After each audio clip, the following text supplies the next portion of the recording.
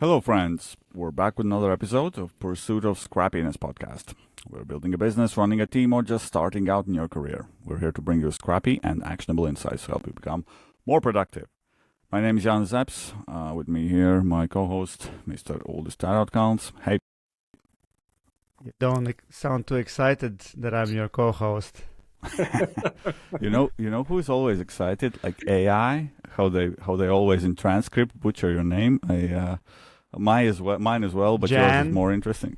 Jan, Yeah. Tarout counts. We'll have to publish those at some point. The best AI takes. But before we start, a quick reminder to follow on Spotify and Apple Podcasts. Our podcast helps more than you know. In exchange to that, you'll find 170 episodes now already covering all sorts of topics you need to become scrappier and better version of yourself in life and business and the relationship. Maybe. I don't know. There's plenty to explore if this is your first episode. By following us, you'll also be the first one to know when a new episode comes out every Tuesday. Super important thing to know every Tuesday as well.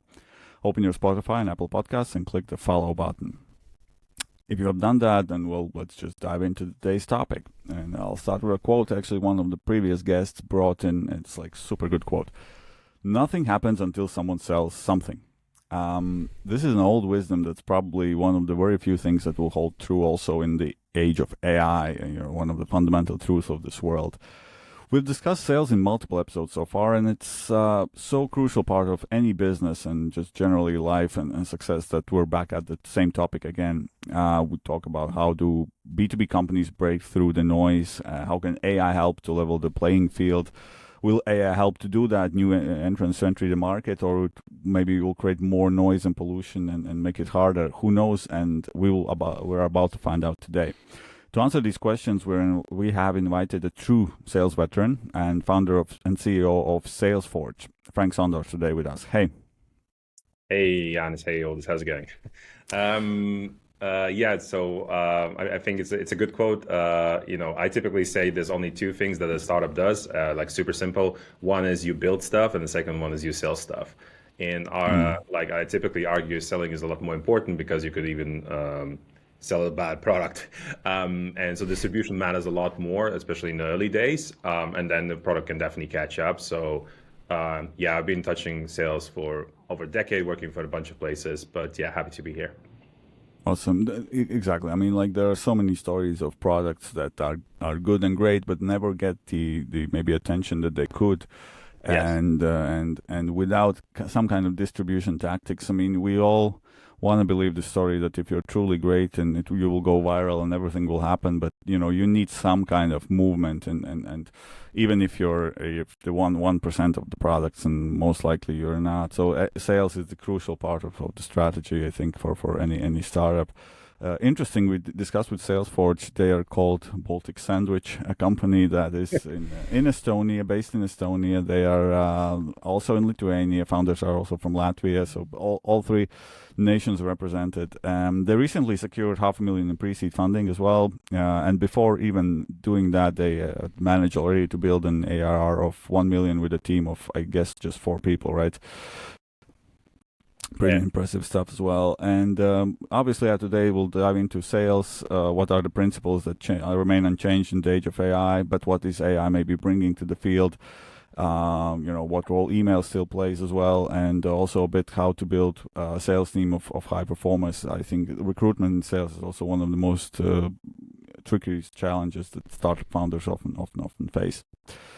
With that out of the way, let's start with a warm-up question. And I just thought, I have heard these phrases myself, even though I don't work in the industry, but you must hear them as well. Things like email is dying or dead, or cold email doesn't work, and things like that. Do you hear them? And how do you answer to them, knowing your experience in your business? I guess if you just scroll through a LinkedIn feed, you will always hear things like cold email is dead. Sometimes you see that SEO is dead because of AI. You see things like cold calling is dead. But essentially, there's always somebody calling something dead because something else is trending potentially, or they have observed personally because it doesn't work in their business. but I can tell you that cold email is well in life, but it's morphing, and there's essentially a lot more challenges that are coming into play. And simple challenges, the fact that if you look on a macro level, then there's more and more emails being sent in the world. There's more and more startups, more and more softwares, and blah, blah, blah. And everybody's sending more and more emails, and they're sending typically to the same buyers. So that means on average, a buyer keeps on seeing more and more emails being delivered into their mailbox.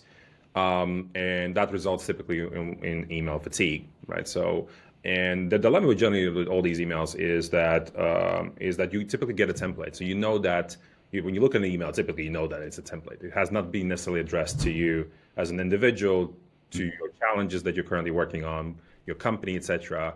And that's the email fatigue. You look at that, and typically you either ignore that. Some people don't even open emails anymore, and then some people click on the spam button. And so that there's definitely a dilemma, not just with email, but also in other channels. When you call prospects and stuff like that. And as a result, what happens in the world of email generally, so the email world is dominated by Gmail and Outlook, the two main email service providers. So they see these mega trends of more and more emails being sent. And in order to essentially improve the user experience, what they do is they introduce more and more restrictions. And that just means that it really impacts the bad guys in the email ecosystem. So we're talking here about companies or bad actors that send ransomware to enterprise companies. It's definitely a big cybersecurity threat, essentially. So they're trying to stop these type of actors, but also at the same time it impacts the good guys, just normal companies, that used to reach out maybe 5 years ago to another business and everything used to work back in those days. And today the same tactics, so the text setup or the emails that they're sending, it doesn't work anymore. So essentially, email is just morphing, but the way I look at just generally as a channel like email, so Slack tried to kill email, as a communication channel, and it just added another channel, of communication these days, having Slack. But nothing, I think, can kill email, because this is the default email, it's the default channel how you would reach out to any business out there. It's not, typically that you would think, okay, I will by default cold call people, or by default, I would send a message on LinkedIn, because there's a lot of people that are not available on LinkedIn whatsoever. So email is alive and well, but it will definitely morph. And I think we're headed, especially with everything that's happening on the AI front, we're heading a bit more to what I would call sort of a bit more of a world of programmatic, essentially. Just like there's programmatic advertising as a concept, I do also see that emails will be more targeted, more relevant / personalized, and will be sent in a timely fashion. Whereas the old days is like you just send and hope for the best, right? So essentially the companies that will morph to this sort of smarter approach of executing their emails, they will still see better results. But I think what will definitely be dying is this static communication or templating of essentially of communication with the users in the future. And that's all enabled by large language models, by having better data on prospects and many other things. So we're going to see that transformation, I would say, in the next few years. And there's a lot of tech companies that are just popping up right now out there, including us, that are looking to solve sort of this dilemma of bad emails. Yeah, I mean, it sounds like there are more companies wanting to sell their products. I mean, everybody has a startup these days compared to maybe 10 years ago. Then there's bad actors, then there's AI and LLMs. What's the overall volume of any kind of promotional emails in the world? Do you know, in last 10 years, has it quadrupled, or is there any kind of stats that show you how much of this communication has increased? Even on LinkedIn, I think 2-3 years ago, you didn't get these chains of promotional emails. Now you do quite regularly. Yes. So every channel just becomes more and more saturated. And I think one channel that doesn't become saturated, funny enough, is as much is the calling channel. But everywhere you will see saturation. So LinkedIn used to have less sort of automations by companies back in the days. Same with emails. So emails used to be just, you would just use the email as a channel just to send out emails. as a sort of as part of a major campaign, but right now a lot of sort of email communication with prospects is a lot sort of automated or smarter, essentially based on what's called typically triggers. So let's say if somebody changed a job in a company and you would track that, let's say through LinkedIn. So LinkedIn, you can see that a CMO of a company has changed to another company, so that triggers something in a lot of systems out there, and then automatically this person would receive a brand new email saying, "Hey, congrats on your new job. Are you looking into, say, a new CRM, right, or a new whatever tooling, right?" So that's where the communication is headed, and that's where we are right now. Or one of the easiest ways to get these changes, like put this "I'm hiring," and all the recruiters in the world will start approaching you, Yes. but not the candidates.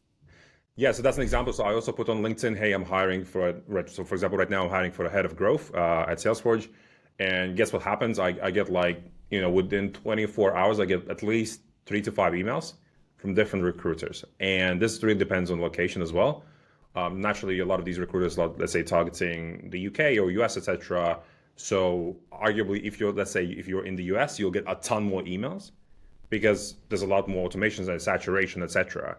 So this is also the difference between, I would say, you being, say, in Baltics and how many emails you receive in Baltics versus US. In US, you'll arguably receive 3 to 5x more emails than being Baltic, because the companies just don't target other companies in Baltics as aggressively as the ones in the US. So also there's a huge difference on any of the topics that we'll touch upon, the difference how things are done in the US, or the saturation levels, or how many emails are being sent versus Europe, and then versus like a region like Baltics.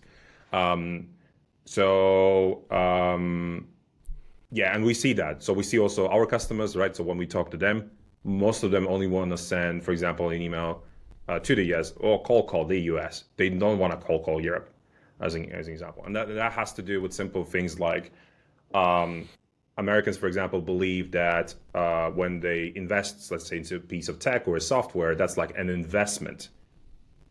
And essentially you put $1 in and you get $3 out, back. And whereas in Europe, you have to typically justify every single euro that you're investing into something, and it will go through buying committee. And for example, I'm speaking to a company here in Baltics, and it's a huge company.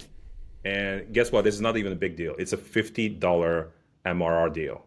Like, it's a tiny deal. And they had to go through, it took them 3 months to sign off this tiny deal. In the US, somebody Is that even considered a deal? It sounds like a credit card details. Deal. It had to go through legal hoops, and then I had somebody from legal reaching out, asking us to change our some of the things on our end, and it was just a $50 MRR deal. They're still not paying more than that. So this is why also companies in Europe arguably don't want to do business with other European companies because of stuff like that. And you're much better off going to the US, where, I don't know, a 10 people company can pull out a credit card and give you 10K within a week. This is actually, a good maybe point. Like I mentioned, you built a pretty decent, like, already, flow of recurring revenue. Yeah. Can you walk us through where are your clients based? Are they US mainly, or you're targeting Europe? Yeah, so this is why I have a very good insight. So we are targeting the US predominantly, but I would typically describe the English-speaking markets like US, Canada, UK. And US in particular, because about, I would say 60-70% of the revenue is US. So we're a typical sales tech company where majority of revenue is typically based in the US. And that's very similar across our competitors or other just, general companies. And so we see these differences between essentially selling into Europe versus selling into the US. And also the deal cycles, the ticket sizes, so how big the deals are, how many leads you get from the US, what's the conversion rates of those. So all of that you can track in your CRM, and you can see the difference. So it's like a no-brainer. It becomes that you should focus on the US. Now the challenges come with that naturally, that if you're based in Europe, you have to work typically evenings. So our go-to-market team, for example, does work evenings predominantly to cover the US. And so there's, the upside and the downside with a market like US and being based here in Europe. We so basically, there's this quote, old one, like about the email dying, and like what was it? The rumors of my death have been greatly exaggerated. I think Mark Twain or somebody said that.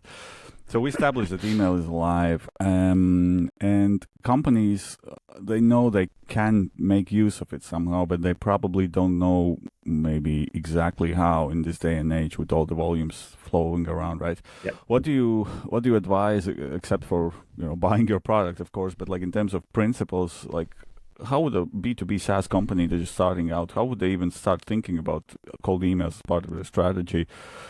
What is important? Like, should founder just start blasting from his Gmail like 100 mails a day? Should how would you set it up if you were a B2B SaaS company these days?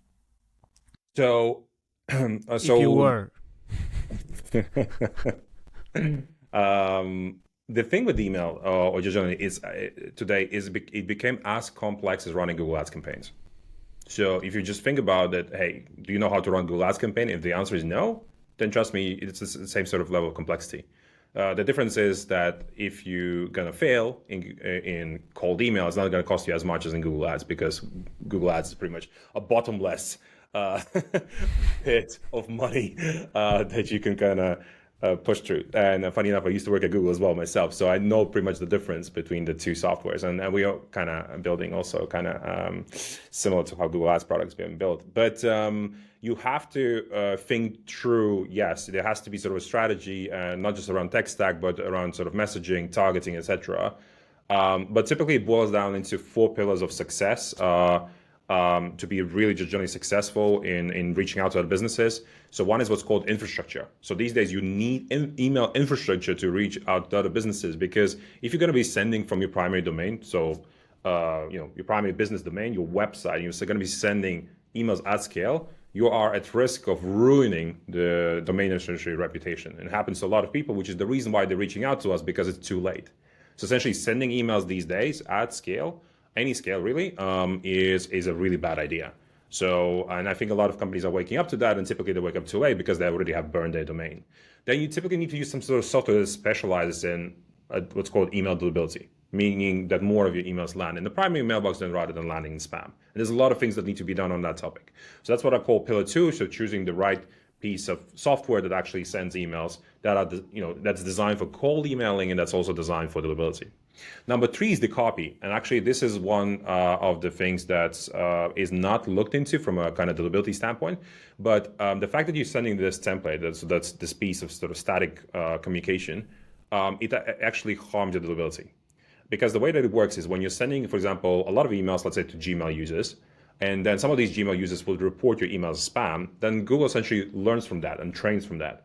So when they see that the same copy is, the content is pretty much the same, most of it, apart from changing the name or maybe some other variable in the email, it understands that it's being sent at mass. And because a lot of users, that percentage have reported that email as spam, then your emails start landing in spam, not because of your domain, not because of your IP address, but simply because of the content that's within the email that has been reported as spam multiple times by the previous users. So that means that, again, what I was saying about the world of programmatic, we are essentially moving to the world where every email has to be uniquely crafted to that individual. A, to help you with your deliverability, but B, to really improve the response rates because of the fatigue that you're seeing in the world of email. And then the final kind of pillar, so that's the 4th pillar, is the targeting. So of course you could have a great infrastructure, you could have a great sort of software to send emails and the best possible email copy. But if you're sending to the wrong people, then nothing will happen, right? So these are what 4 pillars: infrastructure, sending software, copy, and then targeting. Now on the copy front, there's 2 ways to sort of solve that. So one is what's called, you need to randomize the content within the email. And the second way to solve that is leveraging AI, where you're doing computations essentially within the email. And essentially the better the computations or the better the emails, the better your deliverability, the better the results. So that typically means in the world that we're in and what's available on the market, not just with us, but in a bunch of other tools out there, is you need to leverage publicly available data about your prospect. So you, in real time, you have to be accessing at least their website, their LinkedIn profile, maybe other data sets that are particularly important to your industry, and leveraging essentially these data sources that are available on the web to everybody programmatically to then do computations against that. And by doing so, and if you do that really well through some sort of engine, let's say, this is where you get the best possible emails. And that's essentially the future that we're going into. Now, this sort of better emails does unlock essentially the ability to send more and maybe greater emails. So I think where we've headed with the world that we're in, because I do expect more and more emails being sent out. So we're talking about billions of emails, and it has accelerated massively over the last few years. Now there are some third-party sources that will say one or the other about the emails, but we're talking about billions and billions of emails per day. There's a lot of emails. It doesn't matter, what the number is, but it's just growing. But because essentially buyers will be getting more emails on average over the coming years, we're also probably going to see tech on the buyer side to help them process those emails. Because let's say you as a human, you get 10 emails, let's say in an hour, you don't really have time to review every single one of those emails. So we're going to see tech on the buyer side to help them process the emails and only show the relevant emails to the user based on the preferences, based on the business challenges, and many other things. So this is how we're going to see sort of world sort of morphing. And ultimately, probably going to get to a point where you're going to have an AI agent on the seller side talking to another AI agent on the buyer side. That's ultimately where we're headed. AI will be buying from another AI, and we're going to be buying programmatically in the future in B2B. That is much better than leaving it up to the humans to engage with each other. So I guess that's the world that we're headed in.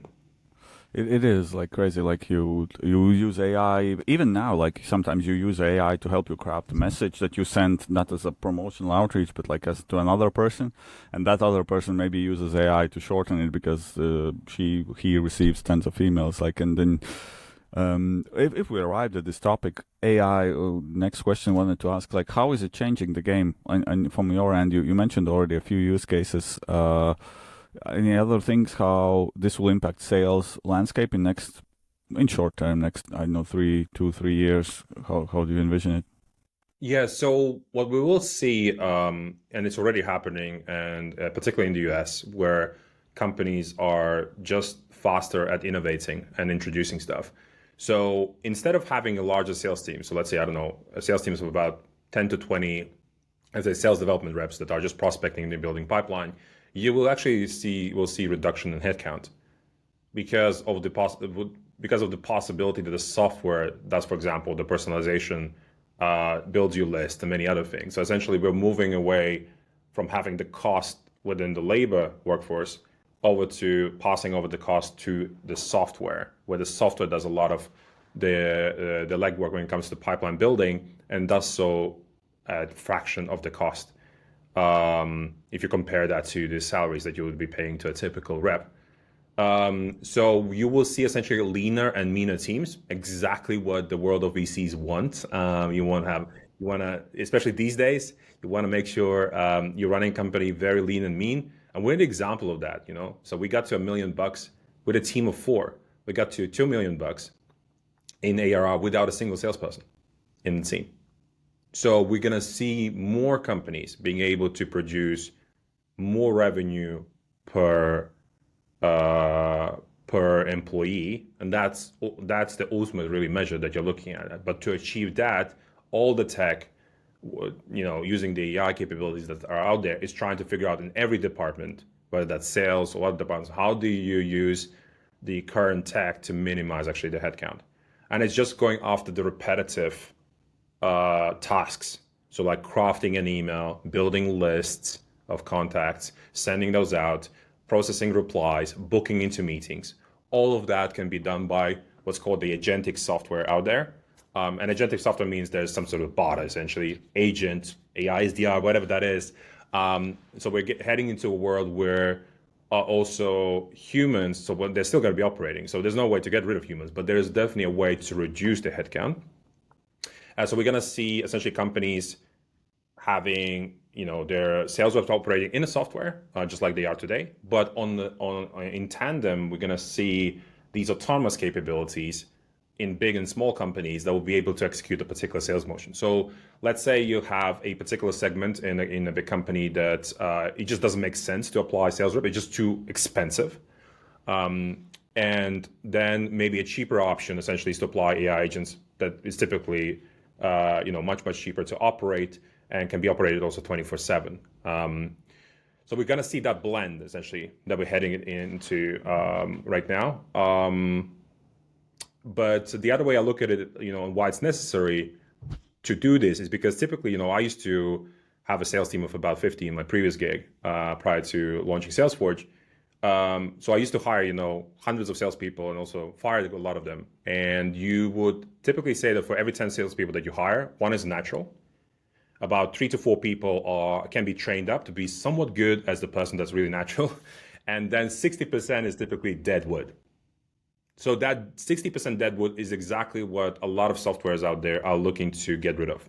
So that you only have 40% of the individuals in sales, but you then, with all the LLM capabilities, you're just increasing the output of the 40%. That's exactly the world we're headed in. So we will see lean and mean teams, but we're just going to see much higher output per rep in sales. So, yeah. How big are the kind of knowledge barriers of entry to go into this mode by a company and a sales team?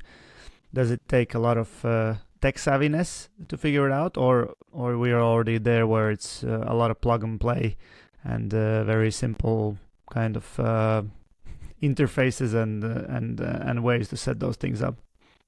So this whole space exists less than 12 months, meaning the plug and play kind of approach. There are companies that already are doing that out there. We're going to be launching our own version in the next couple months, where we're going to be provisioning essentially autonomous capabilities. But it's essentially dumping everything that you know about your company, whether that's pricing, product, how things are done, what's the availability, blah, blah, blah, into a database, essentially. Think of it this way. So you're dumping everything that you know about the company, how things should be run, your sales playbook and stuff like that, let's say into a software, right? Just like you're training a rep. And then the software will use that knowledge to essentially give you the best possible results. So essentially you're training of that data, you're training of other lookalike customers' data to then execute the best possible emails. So then it will be a game of who can provide the best quality data to train them. That is one. So that's the first party data, yes. So it's super important. The more data you're going to plow into the software, so that's kind of your brain. And then, of course, there's some learnings that are going to be built on top of that. So because it's not going to be perfect on day zero, but essentially the more emails you'll send, the better they'll become. Or the more sort of instructions that you'll provide over time, the better the output of every email or essentially any activity that you're doing in that software. Yes, so that first party data is like super important, but we're also headed into the world of third party data. So because let's say your company may not have enough data, or you're not sending enough emails, whatever, it's for machine learning purposes or Gen AI purposes.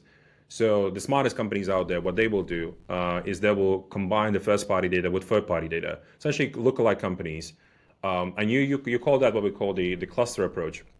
The cluster approach meaning you are combining, let's say, companies from the same industry into a cluster, and you have a lot of data, and you're stripping out PII data from that cluster, and then you can essentially crunch, let's say, email data within that cluster, and essentially then it gives you a lot more data to work with, and then help everybody in that industry to write the best possible emails. So what we're not seeing in the world of sales, and we're definitely seeing that world of MarTech, like with Google and Facebook. Facebook and Google uses a lot of data to help their advertisers to become more profitable, right? So, and they're essentially using multiple clients' data. They're stripping out PI data, leveraging ML models and stuff like that. And that's exactly what we're going to see also in the world of sales. First priority is first party data, so your own data and leveraging that. But really, to maximize efficiencies, third party data is necessary. And that's exactly, I think, the world that we're building and we're headed into as well. It's I remember like my first exposure to like AI tools, and this was like 5 years already. There was like a plugin, LinkedIn plugin, I think Synthesia it was called, where you could like plug in somebody's profile and it will give you like basically I had a meeting. I wanted to prepare well, and I found this thing, and I plugged it the person I was meeting with, and it gave this psychological profile how you should talk, and gave like a pointers 5 years even like ago, and said like, this guy, no bullshit, give him brief stuff, don't like blah blah blah. And I went to the meeting, and it's like exactly what the tool said, and I thought, wow, that's what that was there. Anything like in terms of tools that you can see that people who don't use email but they're still in sales, or they're doing business, they're doing deals, any other tools, AI tools you have used yourself maybe, or any other founders can use to prepare for, like, I don't know, meetings, or to convert better, or Yeah. So Wait, did you say people who don't use email? as an outreach? Yeah. Well, to be honest, I mean, Okay. but like how actually I use it, of course, but actually it's dropped a lot in recent years. Anyway, yeah, as a any other tools that you have seen that are like interesting to check out? Yeah, so I mean, I wouldn't maybe promote a particular tool, but I would say if you just search on Google disk profiling, so disk, DISC profile, that's exactly what you're saying. So there are tools out there that build disk profiles. So essentially, disk profiles is exactly what you're saying. Is like, this person is a more direct, or prefers this style of communication and that style of communication. And there are companies that are literally crunching people's data on LinkedIn or any other available data to then profile them, so that you essentially changing your style of communication, right? So and there are quite a few tools that do that, and you can plug them into your CRM and kind of essentially prepare better for the meeting, so that you're not the same person. I always say you have to be in sales like a chameleon. You have to adjust to the style of communication. So for example, when I talk to somebody in the US versus UK, I use different words even, or I pronounce them differently. So for example, the word niche in the UK is niche, but in the US it's niche, right? So if you need to also adapt in English much better to the US audience, and you don't talk about in the US about soccer. You talk about football in the UK and stuff like things like that. Like, you need to adjust and become a chameleon. So it kind of goes also just beyond the profiling. It's also, you need to understand these differences, and that's something you need to be trained on, and no tool will be able to help you on that front. It just comes from basically you need to become an actor. Yeah, an actor as well. Well, what was this TV show about the guy who in '90s could be anything, like Emulator. Yeah. There was this '90s US show. In Latvian it was called Emulator, but I think in English it was a bit different term. Yeah. Like every Are you a doctor? Was, I am today. But this is also comes down to not just about profiling, but who are the best people just in sales, that will be able to profile everybody in their own way, right, without a piece of tech. So when I hire people, and let's say I'm hiring for, let's say, an SDR role, the typical things that I look at is when they have no sales experience, is like what they have done in the past. So for example, they've been a waiter is a fantastic signal for hiring. Because in waitering, you have to objection handle, you have to upsell in a lot of cases. If you provide a great service, then you get tipped and stuff like that. So there's commission, right? So that's the more lookalike and experience. And these people, like waiters, can also profile customers really well. So this is going to be a grumpy guy, or this is not going to be a grumpy guy, right? This is a person that may tip really well. Oh, it's a couple. Well, this guy probably wants to show off and is going to tip probably, So they do their own profiling, right, when they're in the restaurant. Guess what? I used to be a waiter myself, so I could profile people, right? So I don't need these tools, right, to profile. But that's just an example of, okay, let's, if you're hiring for a role, actually the probability of a person being successful in sales is because they've been a waiter in the past. Same with being a bartender. Then another roles would be like things like, so if you've been an English language teacher, so just because of that, your command of English is much more superior than an average person, even an English speaker, native English speaker. And then you really think about the words you pick in sales to communicate with another person. So what I've seen also in the past is that there's a huge success by hiring somebody that actually teaches English. Then other signals will be like, if you've been abroad even. So seeing huge success rate if an individual, say from Baltics, or from the Central European landscape, essentially, goes to UK for like a decade and then comes back. Versus domestic individuals, there's a much higher success rate in sales. So like things like that, because you've been exposed to different cultures, let's say in the UK or Ireland, whatever that is, and you come back and your ability to be able to converse with different cultures and stuff like that is exactly also what you need in sales.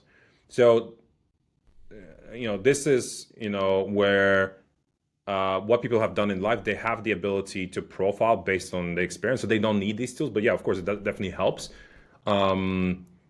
Especially if you have, let's say, never sold into the US. Let's say you're starting a startup, you never sold to the US, then yeah, this profiling probably is a good way to go.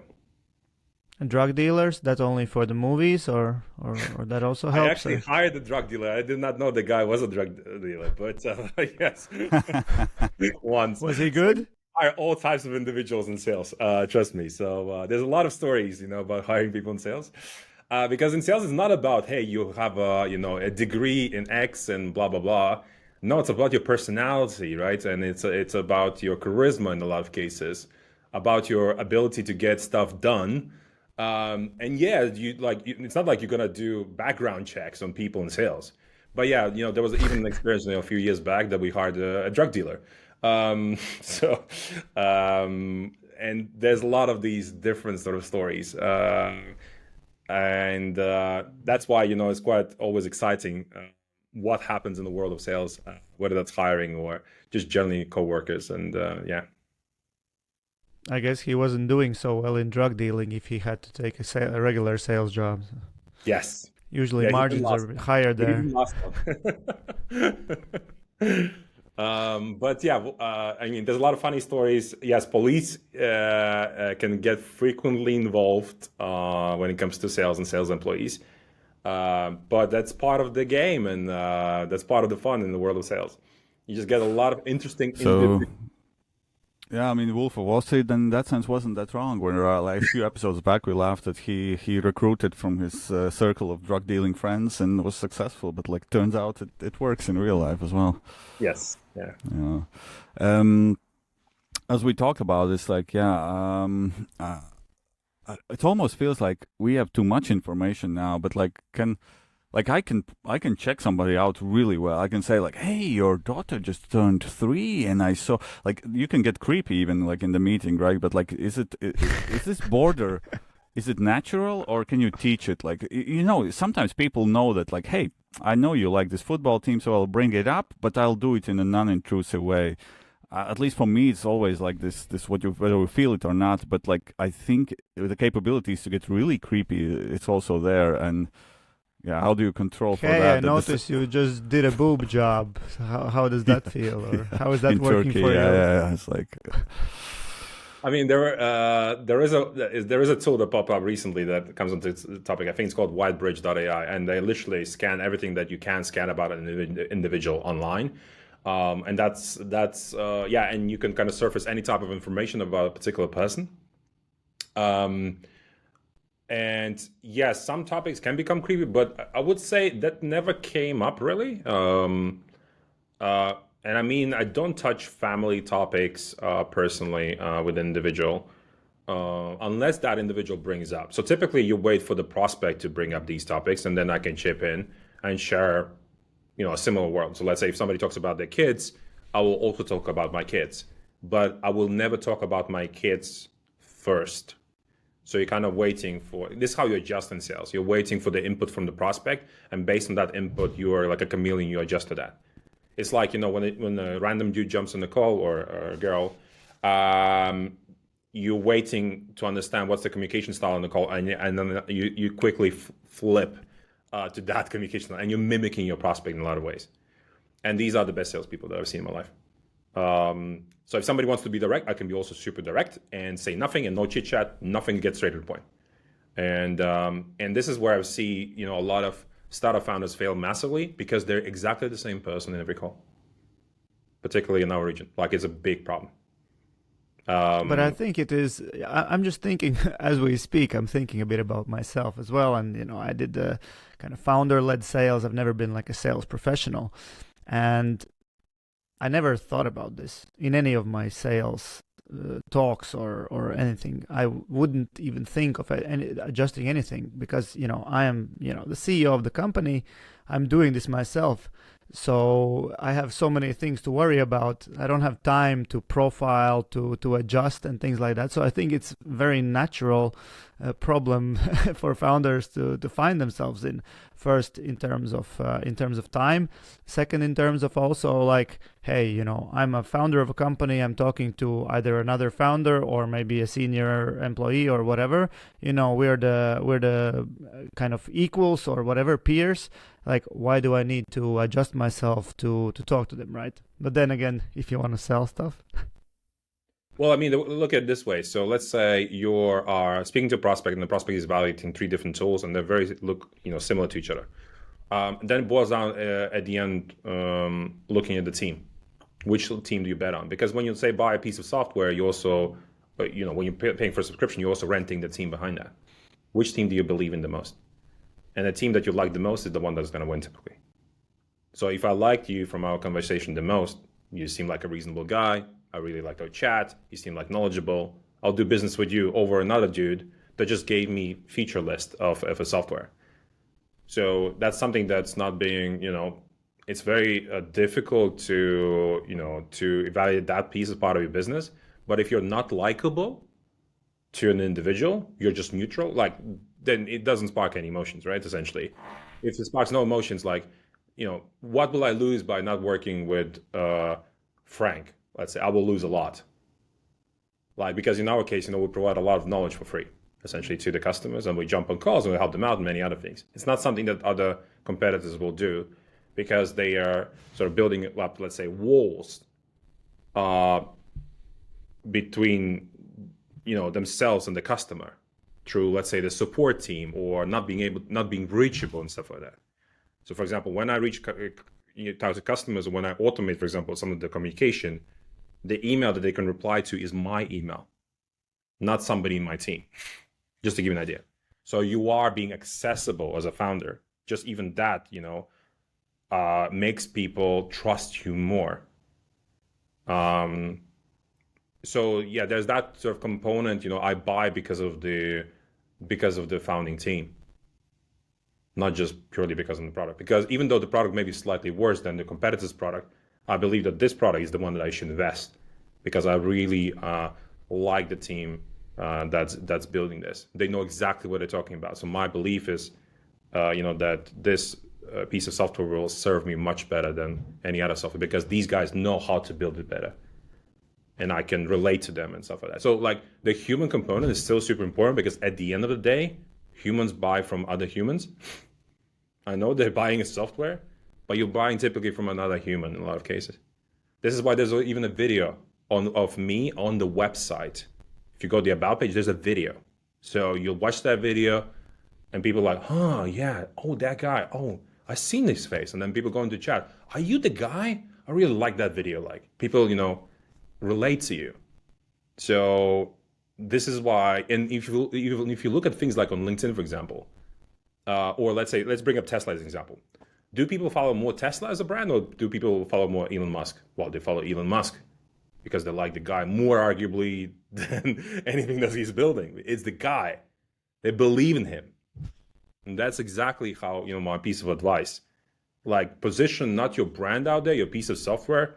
No, you should be the driving brand of a software is actually the founder or one of the founders, whoever that is. It just has to be one of the 2 or 3 founders, whatever that is typically. And that's how you go to market. And that's how you build trust, authority in the space. And it's going to be much easier when it comes to sales because people will not be searching for the company name. They'll be searching for Frank Sondors. And then they'll bump into whatever he's selling. Because you have you build up the trust with that individual. Yeah, so really good advice. Really, let's say for example you hired these people. They matched the criteria. You gave them a chance. It's a waiter or a drug dealer. Looks good. Looks likable. Works for a few months. How do you evaluate the performance? Sales is obviously the end metric, right? Like how much money they bring in. But is there anything if your pipeline just takes longer, for example, to close deals? Any other things you look for to understand? Yeah. Good question. What's your take on it? Is this a killer or not? Yeah. Is it a shark or not a shark? So the So we operate what we call on a basis of hire fast and fire fast. Not hire slow or whatever. No, hire very fast and fire very fast, if not faster. So typically in the first 2 to 4 weeks, irrespective of how, what the deal cycle is, you will observe the individual. What did they do? How they behave? How did they talk about stuff? What are the excuses of not achieving something? There's always excuses in sales about something. And what those excuses are and how they think about and what they're going to do about the problem that they have. So let's say the problem is like pipeline building. So then, in sales, it's not about, oh, I have this problem. It's about, here's how I'm going to solve this. I'm going to do 100 calls tomorrow, stuff like that. So you can see that progression in individuals very fast, and you see that acceleration. But typically what we're observing is, so I always say there's kind of 4 main kind of things I look at in the individual. And I call that hunger, essentially. Does the individual even has hunger for something? And that hunger is, first of all, for professional development. Like you're saying, becoming a better version of yourself. We're looking to see what a person in the first sort of week 2, 3, 4 actually develops and becomes a better version of themselves. You can see that rapid acceleration in product knowledge, etc. Whereas with a lot of people, it's so slow, they still don't know what the product does in week 4. That's like a red flag. You should fire them ASAP. Because the best people are the ones that just are hungry to learn, and they just learn everything they can. They watch all videos, they jump on all calls, they're trying to ramp, essentially, right? So, and there's that hunger. So you need to see that hunger. It's not about babysitting people in sales. It's about they're hungry, they're asking you questions, and they're asking you a lot of questions. Questions asked is a very green signal, actually, very strong signal. No questions asked is typically a bad thing. So that professional development was 1. Number 2 is success.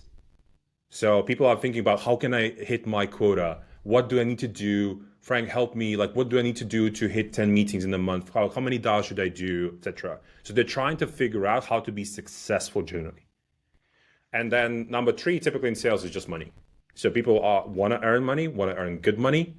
And they will typically ask you, questions on how commission structure is based, like as detailed as possible. Typically means they're very sophisticated and they want to earn a lot of money. And they're going to ask you questions: how much money can I earn? How can I earn more money? What can I do to earn more money? And these are the signals of top salespeople in the world. Because top people, even though they maybe don't have that much of experience, reason why they're joining sales, they want to earn a ton of money. And if you don't want to earn a lot of money, and there are people like that, by the way, there are people that join sales, they're not hungry for cash at all. Because guess what? They have parents. They can subsidize everything, right? And for them, sales is just an experience. And you don't want these people. This is not a university to go and get experience, like not in our case, at least. So for example, yesterday I jumped on a call with somebody, and the person said, I just want to improve my communication skills. So she's just applying a job here. And we stopped the call after 5 minutes. And I said, this is not a place to learn, because we're not here to teach, essentially, like baseline things like, communication skills, right? So, and he said, listen, this is not a fit. Let's just stop here. And that's it. So it's also important, like you can figure these things out, what the person wants. But then when it comes to evaluation, so people join the company. So this is how we hire, we hire for hunger, essentially. So if the hunger is not there, nothing else will happen. You don't have motivation, right? And this is where I see actually the biggest struggle generally. In Europe, like hunger. Are you hungry? Like, do you have ambition? Do you want to achieve something in your life? Where do you want to be in 5 years? So, and then when it comes to evaluation, we typically evaluate when the person actually joins. Naturally, we want to see that hunger kind of evolve, right? But typically there's kind of 4 sort of pillars. One is what we call competence. Do we see competence improvement? So we see essentially, that ramp of skill set, that professional development. Number 2 is performance. Do we see people ramping up, let's say, activity and the output, which, let's say, meetings or pipeline essentially being built? Do we see that performance ramping up? Then number 3 is cultural fit or culture add. There's 2 words how you look at it, whether you add towards the culture or whether you're a fit. Both are okay. We typically optimize for add. So that means other cultures or other ways of looking at things is actually better for the business. And if you, and then of course there are people that are toxic, they're just negative about life, and they just, you can also fire people literally because of culture issues.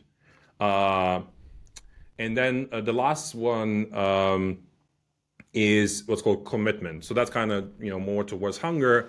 You can see that people are committed. They will stay, for example, for an extra 30 minutes, or they'll come in early to accommodate something, etc., for a particular customer or prospect. So, so these are the 4 pillars. So commitment, competence, culture, and performance. So this is how you evaluate. And I would just use a very simple traffic light system, whether you are green, yellow, or red. And ultimately, within month 1, 2, and 3, there cannot be any red across those pillars. Whereas green and yellow is totally fine. Yeah, awesome insights. I take out your notebooks, or we also publish transcript of these, or you can use AI for this. But it was a really good and insightful conversation, Frank. I think we learned a ton about sales and just how humans operate. Thanks a lot for this conversation. And good time to close, and good time to say to the listeners that we will be back in 1 week. Thanks, Frank. Thanks, guys. man. Thanks, Liz.